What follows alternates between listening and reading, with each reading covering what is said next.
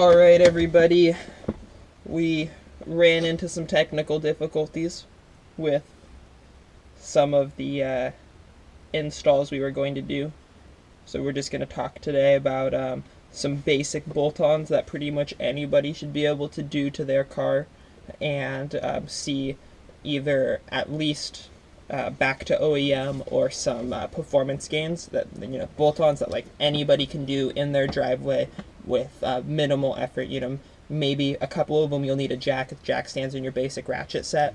Just the basic tools. Yeah, nothing crazy. Of course it's going to vary car to car, but so right off the bat, you got your intake system.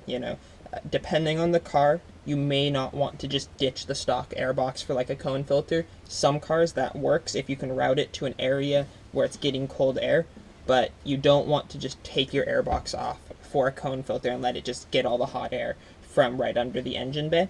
So that means either get a drop-in filter that's better flowing, such as a K&N or something like that. For Euro cars, there's the MAN brand filter. Those are pretty good, and those go into your stock airbox and are just going to be less restrictive. You won't see a whole bunch of gains on its own with that, but it's just going to help the car breathe better and overall be healthier. Yeah, and then usually connected to your intake then comes your throttle body, which allows air in depending on how much pressure you put on your gas pedal. So the bigger your throttle body is, the more air you can take in, as in you can usually buy kits that make it 3 millimeters to 5 millimeters bigger, which is always a good thing. And then behind that is your intake manifold, which that's where you'll see your biggest gains, because it's going to raise the plenum, which is just the space between where the air comes in and your intake, and the higher that is, the higher the velocity your air will go in. So a full intake system would consist of an intake, a throttle body, and an intake manifold for the most part. Yeah. So, in just to put it into retrospect for the cars we have, the 350Z, it's got it all from the full just bolt-on K&N to how many millimeter larger throttle body? 6. 6 millimeter larger throttle body, and then the kinetic intake manifold. Then if we go over to my E30, now the E30 they don't make aftermarket intake manifolds for. You can bore them out, but there's really not too many gains are found with it. People push well over 500 horsepower with the stock intake manifold. So personally, that's not something I'll be swapping out, but a lot of cars that's going to make a big difference. For me, I have the KA Motors carbon fiber cold air intake. It's one of the only proven intakes for E30s that actually gets colder air than the stock box. So most people with an E30 will say to just drop a better filter in that flows better into the stock box, and that's one of the best intakes you can get for the car. It's also going to be the cheapest at like $40 for the filter. You put it in, boom, you don't need to undo any screws. You just do the clips around the box, put the new one in, you're good to go. Yeah, and a lot of the intake stuff, you may not see a big difference in horsepower and speed, but you'll feel it in the throttle. The throttle will be a lot more responsive. Basically, you're gonna as long as it's done correctly, your power band's just gonna feel like it hits a little bit better. It's gonna feel like it revs through the RPMs a little bit quicker. Definitely nothing extreme. I wouldn't be expecting to take seconds off your quarter mile time or anything like that, or way faster lap times. It's just gonna make your car healthier and more enjoyable to drive. So that's intake. And then going along, an exhaust system. Yeah, so exhaust. Not just an exhaust system that's axle back, which just means where your axle is, you just take off the muffler and then put a different muffler on. No, we're talking about from the cat's back. So axle back, if you're just looking for pure sound, that will be plenty for you.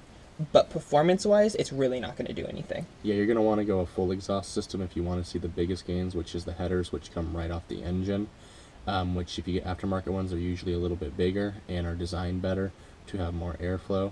Now there are two type of headers. There are short headers, which all cars come with. Long tube headers, I don't think any OEM cars come with them. Yeah, most of them don't these days. And then you have the long tube headers, which usually replace your catalytic converters as well, and those have the best flow out of all of them just because they're longer, so a higher velocity of air coming out. If you're sticking with, since we're talking about mods for an NA car, so the long tube is the way to go for NA. It's going to give you the best flow because there's the least amount of bends, so the exhaust gases are going to be the smoothest going in and out, less restriction, better breathing.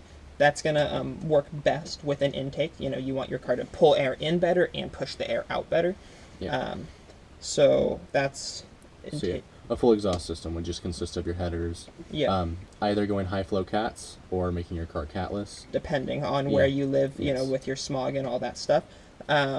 Just remember that by just simply cutting your cats out and not maybe if you don't put a high flow in or something else, you could lose low end torque. So Yes. definitely be careful of that. Same with like fender dump exhaust. You're like, oh, that's the least restrictive. You know, it's like a 3-inch fender dump. You're gonna lose a lot of low end torque. Your car's gonna, even though you may gain it in the top end, depending on how you drive, it's actually gonna make the car less drivable. And for those who don't know what fender dumping is, it's basically where your exhaust comes right off your header, right to the side, like the closest piece to your car. Yeah, So it's basic. if this is your header, then the pipe's just running straight off of it, right underneath your car. Yeah, like right behind the front wheel or right Yeah. above the front wheel. It's cool. It's loud. For some cars, it's worth it. But for most daily drivers, you're not going to want to do that just because you're going to lose so much drivability. If you have to deal with stoplights, stop and go traffic, it's just going to be no fun. To get the most out of your intake and exhaust system, you're going to want some sort of tune with it. If you're on an OBD1 system, such as the E30, which is generally 1994 and older, it's most likely going to be a pre-burned chip that you open your ECU up, you unplug the stock chip, or sometimes they don't have one at all, and then you plug the new one in.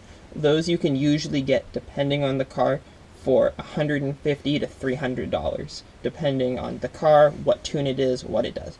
But make sure that the tune is designed for the mods you have, meaning if the tune is for cams and larger pistons, you don't want to just throw that on your stock car because it's not going to perform right. It's going to be pushing way too much fuel, way too much air into the engine, and it's not going to know what to do with it. So you want one that's designed for your intake and exhaust.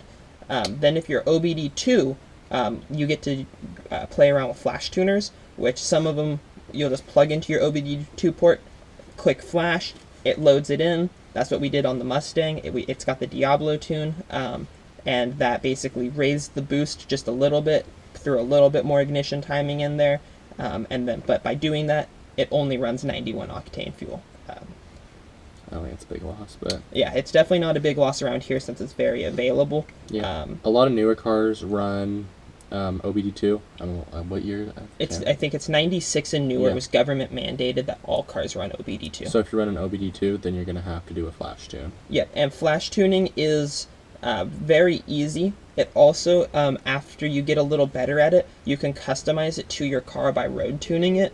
You can get these programs, I can't remember what it's called off the top of my head, but basically it'll take your RPMs and your torque figures, and it's able to replicate a dyno on the road. So you can do a power run down an empty road, hopefully private property if you have it, and then it's data logged. You can see what's going on in your engine. And then you can either throw more fuel in, less fuel in, depending on what you think you need.